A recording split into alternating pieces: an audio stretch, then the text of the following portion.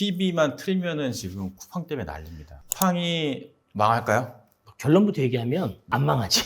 근데 사실 저도 쿠팡이 안 망할 거라고 생각은 하는데, 근데 우리가 이미 한번 그 결례가 있잖아요. 그 위메프, 그다음에 홈플러스. 그치. 네. 이거 사람들 절대 망할 거라는 생각조차 안 했던 것 같은데.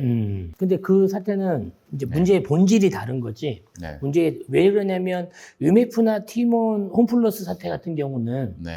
매출액이 안 나서 순이익이 안 떨어지기 때문에 네. 거래처 대금을 정산을 못해서 생기는 그런 문제고, 네. 쿠팡 같은 경우는 매출은 전혀 이상 없거든. 네. 순이익도 전혀 이상 없고, 네. 단지 이제 개인정보 유출이라는 그런 매출과 관계없는 그런 문제이기 때문에 네. 오히려 문제의 본질이 그것과는 다르긴 한데, 네. 언론에서 하도 계속 쿠팡 하니까 네. 여기서 이제 덩달아서 이제 그런 부분들이 생각이 나는 거지. 그래서 사람들 보면은 막 이제 쿠팡을 탈퇴하고 다시는 뭐 쿠팡 뭐 안 하겠다. 그리고 뭐 쿠팡이 뭐 악덕 기업이다. 쿠팡 뭐 이번에 손절한다. 막 이런 것도 막 인터넷 상에서도 막 올라오고, 쿠팡의 주력 셀러 분들은 이번 사태가 조금 일반인하고는 다르게 올 것 같다는 느낌이 들거든요. 그치, 내가 이제 오픈 채팅방 몇 개를 네. 관리하고 있잖아? 네. 거기에서도 보면 쿠팡을 주력으로 하는 한 3만 원 이하 분들은 네. 다들 쿠팡 매출 떨어졌다고 아우성을 치고 있거든. 그분들은 뭐 어떡해요? 근데 나는 오히려 이번이 네. 기회라고 생각을 하는 거거든. 네. 왜 기회라고 생각하면은 쿠팡이라는 플랫폼 자체가 사람들을 계속 의지하게 만들어. 셀러도 마찬가지로. 그러니까 탈쿠팡이라는 그 자체보다 쿠팡 의존도를 줄이는 게 나는 이번 기회에 뭐 자이든 타이든 한번 우리 셀러분들이 해서 쿠팡에 전체적으로 의존하지 말고 독자 생존할 수 있는 방법을 찾는 게 나는 맞다라고 생각을 하는 거지. 그래서 위기가 곧 기회라고 생각을 하는 거고. 근데 대표님이 무슨 말씀을 하실 거라는 거는 좀 예측이 좀 되는데, 이게 말이 쉽지. 그러니까 이런 얘기를 하고 싶으신 거 아니에요? 결국 쿠팡에만 의존하지 말고 뭐 스마트 스토어니 자사몰이니 뭐 이런 걸로 해서 다른 루트도 개척해라. 꼭 쿠팡에만 의지하지 마라. 막 이런 말씀을 하실 것 같은데, 이게 좀만 검색을 해봐도 쿠팡이 뭐 수수료가 높고 뭐 쿠팡이 이래서 뭐 남는 게 없고 뭐 이렇게 말씀하시는 분들이 유튜브에만 해도 수두룩 나오는데, 또 그 반대로 쿠팡이니까 뭐 와우니 뭐 그로스니 이런 게 내가 뭐 전화를 안 받아도 된다, 뭐 택배를 이렇게 보내줘도 된다, 이게 되게 편하다라고 해서 쿠팡의 의존도가 굉장히 높으신 분들도 많거든요. 맞아. 그리고 편리하다고 그치. 하시는 분들도 많고, 그런 분들 입장에서는 내가 이렇게 수수료를 좀 높게 나가고 이런 점들이 좀 힘들어도 나는 이런 부분들이 편해서 쿠팡을 하고 있는데, 나보고 그럼 쿠팡 하지 말고 다른 거 해라 라고 얘기를 하면 그분들한테는 조금 반감이 될 것 같아요. 맞아. 우리도 뭐 그로스도 하고 네. 로켓 배송도 하고 있잖아. 네. 윙도 하고 3사 세 개를 다 하고 있는데, 나도 이제 2003년도에 온라인 판매를 처음에 시작이잖아. 네. 온갖 플랫폼을 다 겪어봤어. 그런데 사실 쿠팡만큼 편한 게 없죠. 물건만 입고 싶으면 알아서 배송해주지, CS해주지. 이제 진짜 마약 같거든. 네. 그래서 셀러들이 쿠팡에서 못 벗어나. 그런데 가만히 생각해보면 그 편안함이 지금 우리 대표님, 셀러 대표님들의 목을 조이고 있는 거라고 생각을 하거든. 유튜브를 보시는 대표님들 중에 쿠팡 매출이 전체 매출의 80%가 넘는 대표님들이 분명히 계실 겁니다. 그런데 저는 단호히 이야기하지만 그건 사업이 아니라 도박하고 있다고 이야기할 수 있습니다. 도박이다. 근데 이게 이제 유튜브에 올라가는 영상이고, 이 영상을 보시는 분들 중에 이제 쿠팡의 의존도가 높으신 셀러분들 많을 거고, 또 쿠팡이 답이다라고 이렇게 강의하시는 분들도 많거든요. 근데 도박이다라고, 사업이 아니다 도박이다라고 얘기하시면 되게 센 표현이라고 생각을 하는데 좀 위험한 것 같은데 어떻게? 근데 이게 팩트야. 왜 팩트냐면 아마 쿠팡 하시는 대표님들은 아마 다 동의하실 거예요. 제가 컨설팅 했던 분들 중에 월 매출 3억 하시는 분이 계셨거든요. 매출 100%가 쿠팡이었어요. 그런데 어느 날 경쟁사가 신고해서 그 상품의 판매가 중지가 돼버렸어. 그럼 어떻게 해? 그러면 하루아침에 매출이 막막할 것 같아요. 0이 된 거야. 네. 그러면 직원들 물론 큰 회사는 아니었지만 직원들 월급 줘야 되는데 쿠팡 코드가 막혔어. 내려갔어. 네. 어떻게 해? 결국 폐업했어. 그 신고 하나 때문에. 그 신고 하나 때문에. 쿠팡에 대한 의존도가. 그리고 네. 쿠팡의 아이템 위너 자체 뭐 잘 구조 아시겠지만, 물론 좋기도 해요. 좋기도 하지만, 실제 그게 왜 그러냐면, 네. 내가 아무리 제품이 좋아도 가격 상계 매칭을 시키면, 내 상세 페이지, 내 후기 다 뺏어가. 그리고 지금 가장 문제가 되는 게, 중국 판매자들이 쿠팡으로 바로 들어와. 그러면 중국 판매자들의 원가를 가격 경쟁을 우리가 이길 수가 없어. 쿠팡에서 캐시 검사도 대행해줘. 어떻게 보면은 난 좀 그거 보면서 역시 쿠팡은 한국 기업이 아니라 미국 기업이구나.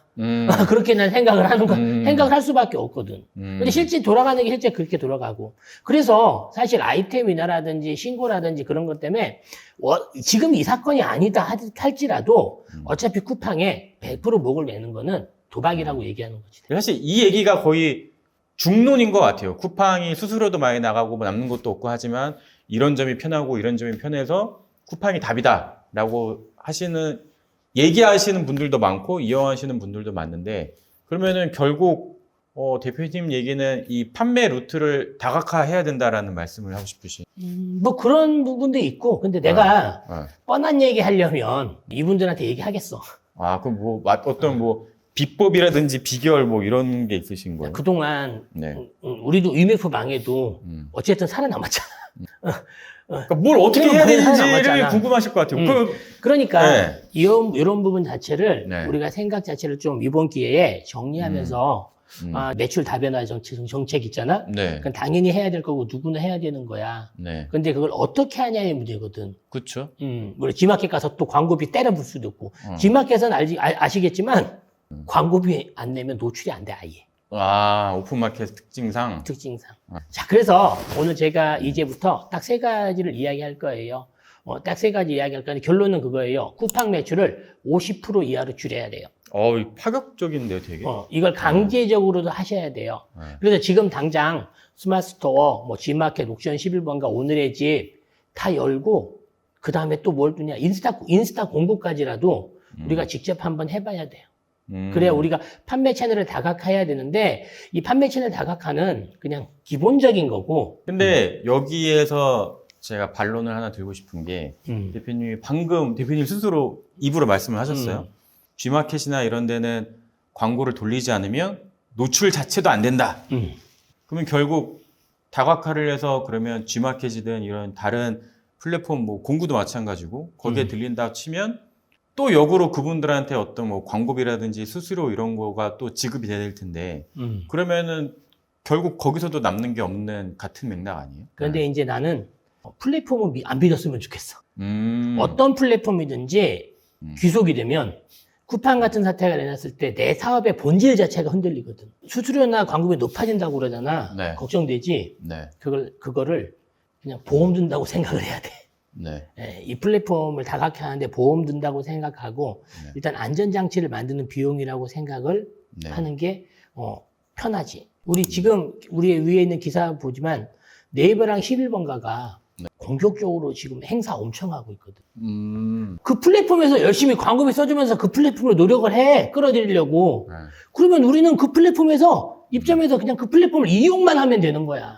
100% 믿지 말고 그냥 이용을 하는 거지. 근데 사람들이 쿠팡을 이용하는 이유, 셀러분들이 이용하시는 이유가 절대적인 게 그 쿠팡의 시스템이라고 생각을 하거든요. 그러니까 어쨌든 거기에서 주는 편리함과 그 다음에 거기에서 주는 그 편리함 속에 들어가는 마진 때문에 저는 그 쿠팡이 이래서 싫고 저래서 싫고 이래서 안 좋아요 하시는 분들도 결국 쿠팡에 목이 메었다 그러면 조금 말이 좀 그렇고 쿠팡에 의존해서 하신다고 저는 생각을 하는데 그거를 버린다기보다는 일정 부분 포기하고 다른 부분도 해야 된다라는 얘기가 이렇게 와닿지는 않는 것 같아요. 아니지. 우리는 쿠팡에다 사업을 하는 게 아니라 내가 사업을 하기 위해서 쿠팡에 들어가 있는 거야.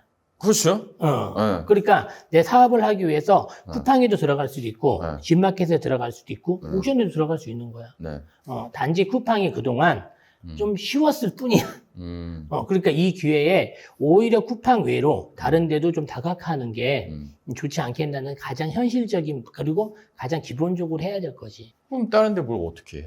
예를 들어 이런 부분이지. 쿠팡에서 가장 센 게 뭐야? 사람들이 가장 좋아하는 게. 로켓 배송이잖아. 그렇죠. 빨리 오고. 근데 로켓 배송 같은 경우는 정말 무서운 게 뭐냐면 다른 데서 가격을 내리면 로켓 배송이 같이 따라가. 네.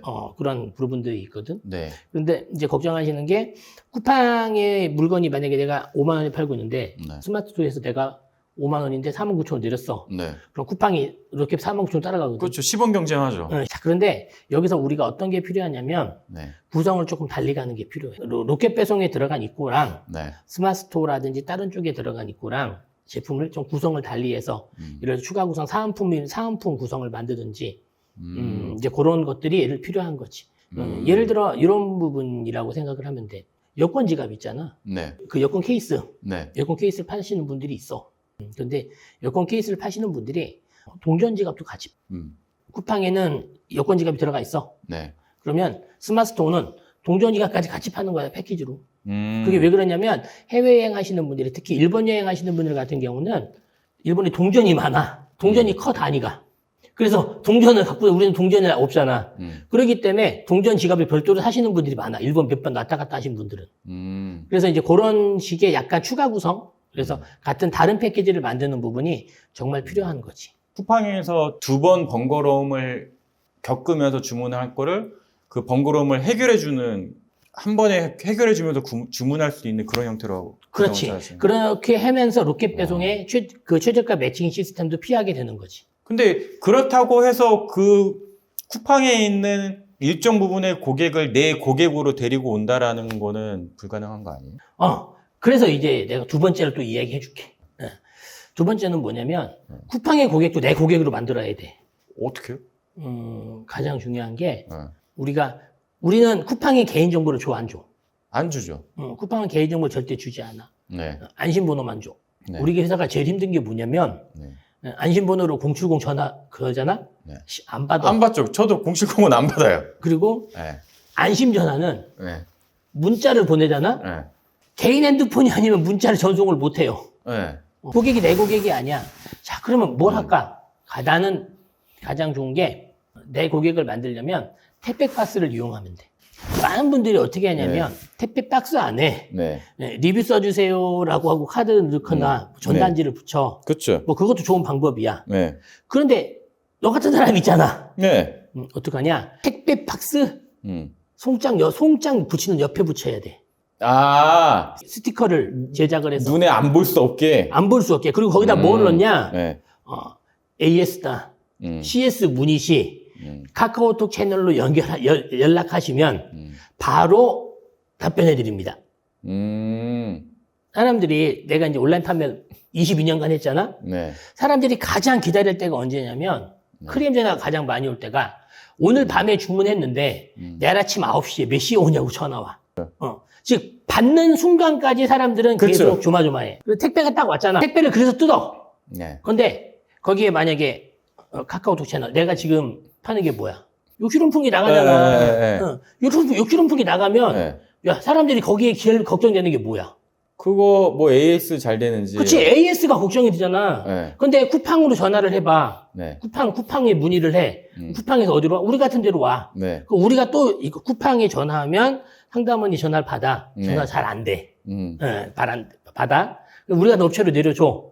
우리가 바로 확인해? 아니야, 바로 확인도 못 해요. 확인하는 시간이 있어. 그리고 전화를 해. 그러다 보면 몇 시간이 흐르는 거야. 이미 사람들은 쿠팡에서 그런 경험을 많이 갖고 있어. 그러면 거기다 붙이는 거야, 스티커. AS나 CS 문의 시 카카오톡 채널로 문의하시면 예를 들어 10분 이내 답변 드립니다. 스티커를 만들어. 카카오톡 채널 하려면 뭘 해야 돼? 카카오톡 채널을 쓰려면 친구 등록을 해야 되잖아. 그게 내 고객이 되는 거야. 그러니까 주문을 했다라고 해서 내 고객이 되는 건 아니라 그분은 그냥 말대로 그냥 단순한 소비자인데 그분은 쿠팡 고객인 거야. 그런 식으로 내 제품과 뭔가 접점을 만들고 연결이 되는 순간 그분은 소비자에서 내 고객이 되는 거네요. 그렇지. 지금 말 잘했는데 소비자와 고객의 차이가 있어.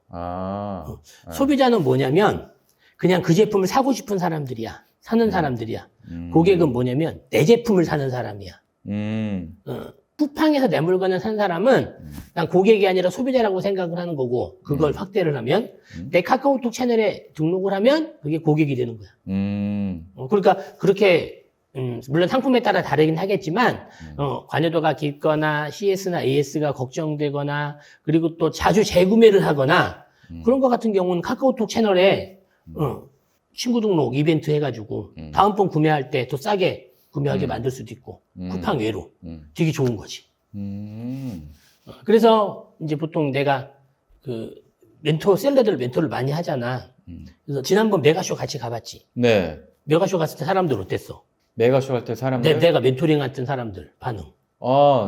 대표님 약간 좀 이런 표현이 좀 위험할 수 있는데 약간 메시아처럼 보시는 것 같던데. 근데 그분들은 왜냐면 나랑 같이 해서 매출 오른 분들이야. 네. 그렇기 때문에 그런 거고 네. 내가 그분들한테 오프라인 전시회에서 전략이 뭐냐. 네. 샘플 받으려고 사람들이 쭉 기다리고 있어. 네. 그냥 주지 말고 카카오톡 채널 친구 추가하면 주라고 그래. 친구 추가하잖아. 쇼핑 라이브 때 쇼핑 라이브 하기 전에 쭉 메시지를 날려. 네. 매출액이 달라져. 왜냐면- 그게 이제 내 고객이 되는 거야. 왜냐면 소비자가 아니라 고객이기 때문에 그런 소통할 수 있는 채널이 있는 거니까. 그렇지. 그러면 지금 대표님 얘기를 좀 들어보니까 쿠팡만 의존하셨던 분들, 그분들한테 좀 이번 영상에 좀 정리를 한번 해주시죠. 쿠팡의 매출이 떨어져서 걱정하시는 분들은요. 일단 매출 의존도를 50% 이하로 떨어뜨려야 되는데요. 지금이 바로 기회예요. 지금 뭐 기사 보시겠지만 스마트스토어나 11번가 G마켓 옥션들이 엄청나게 공격적인 마케팅을 해. 이번 기회에 쿠팡을 잡자. 뭐 그렇지. 이런 거겠죠. 쿠팡을 100% 잡지 못해도 일단 181만 명이 나왔으니까 그 사람들이라도 잡자. 그러면서 그 사람들한테 마케팅비를 엄청나게 쏟아부으면 노출을 하거든. 그럼 우리는 셀러는 그쪽 플랫폼에 살짝 얹혀서 편승을 하면 돼. 어쩌면 공짜 마케팅을 할 수가 있는 절호의 기회가 되는 거지. 특별히 뭐 딜을 잡는다든지 그런 행동을 하면 뭐 특별한 수수료 없이도 비용 없이도 더 많이 노출될 수 있는 그런 결과가 나올 수도 있고. 두 번째로 해야 될 건 뭐냐면 가격 통제권인데 로켓 배송에 넣었다 하더라도 구성을 달리해서 내 상품에 대한 내 가격. 사실 로켓 배송 자체는 좋긴 하지만 마진 자체가 뭐 30-40% 되니까 상당한 마진이거든. 그러니까 그거를 구성을 달리해서 로켓 배송이 따라오지 않는 다른 구성으로 해서 쿠팡의 가격 최저가 매칭 시스템을 좀 벗어날 수 있는 게 두 번째 길인 거고, 세 번째 부분 같은 경우는 정말 중요한 부분인데요. 이것만 기억하셔도 돼요. 내 고객을 찾는데 그거를 택배 박스 검태를 활용을 해서 음성정 옆에 스티커 하나 붙이세요.